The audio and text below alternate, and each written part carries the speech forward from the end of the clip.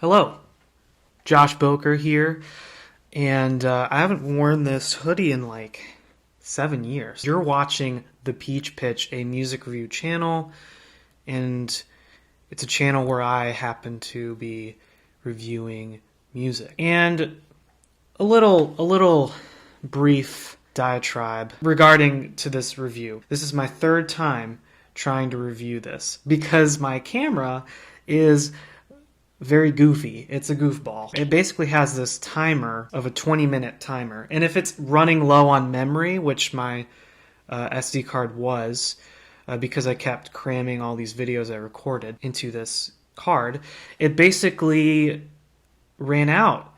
And the first time I reviewed this record, it's recorded like half of it, and then I deleted memory and everything, tried to fix it, and then the second time it also did the same thing.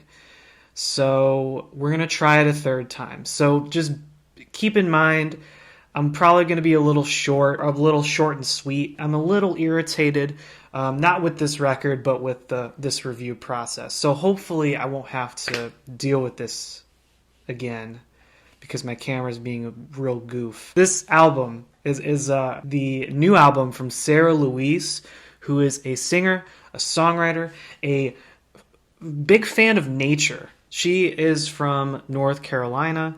She's been making records, solo records, for quite a few years now. I would say maybe a decade or so. I haven't done the research, obviously, because look at me. I basically found out about her music a couple years ago on recent records like Nighttime Stars and Morning Birds, or is it Nighttime Birds and Morning Stars, which was an album via Thrill Jockey Records. Cool Chicago-based label. Has got some stuff. Great records from Tortoise, The Sea and Cake. Hello. It's a record that featured a lot of ambient electronics, some really unique 12-string guitar, and that's kind of the spectrum she's in. She usually creates music that's a lot folkier and with the 12-string guitar, kind of traditional music. And then on the other end of the spectrum, she kind of does these electronic, ambient, droney pieces that you've probably seen on Bandcamp if you follow her music. This new record, Earthbow or Earthbow, I don't even know how you pronounce it. I am so sorry, Sarah. Or I'm going to say Earthbow, but if I'm wrong, just tell me.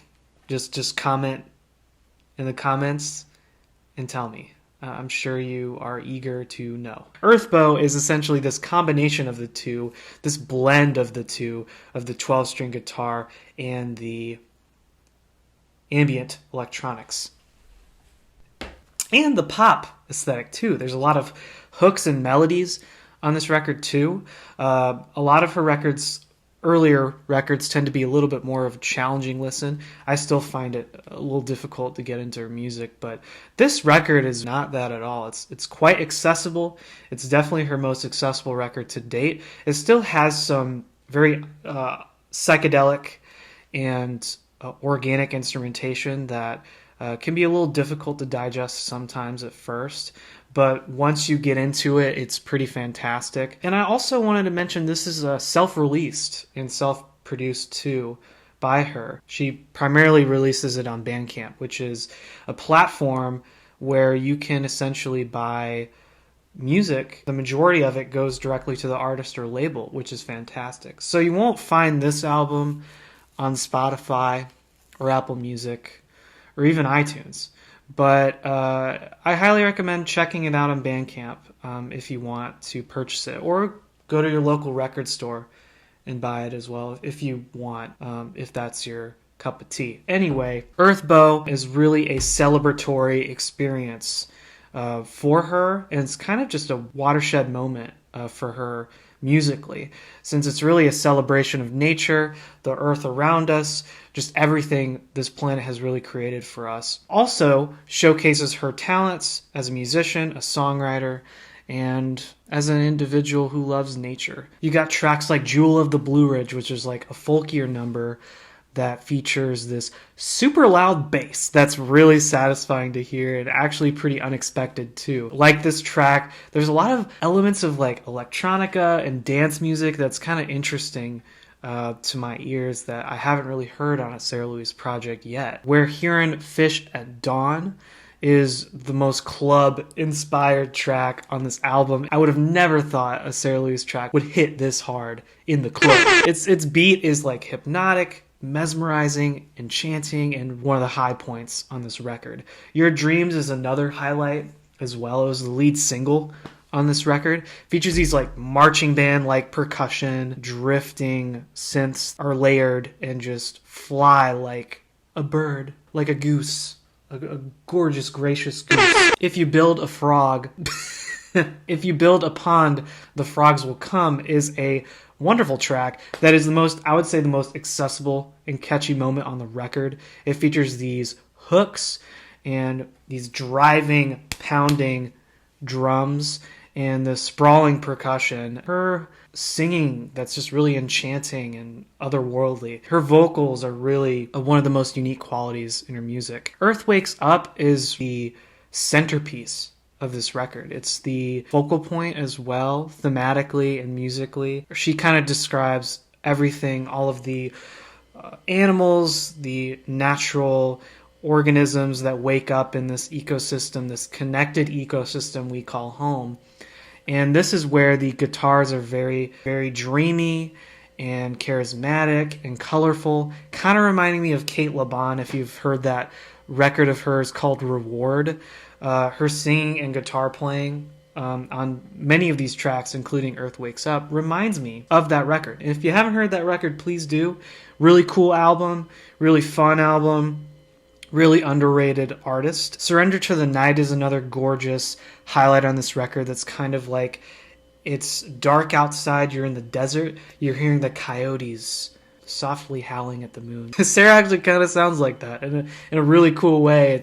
And you're looking up at the stars and looking up at the constellations. See, ooh, there's one. It's really a beautiful moment on the record. Overall, I'm gonna keep it short and sweet since this is my third time talking about this dang old record. Earthbow is a great album. I highly recommend it. I was really excited going into this thing, and boy, what you get out of it is pretty fantastic. It is not for everyone, certainly, but if you're interested in getting into her music, it's really a folky, ambient, electronic, and rock type sound that honestly sounds blissful and beautiful on this album. And I do think it's her best work yet.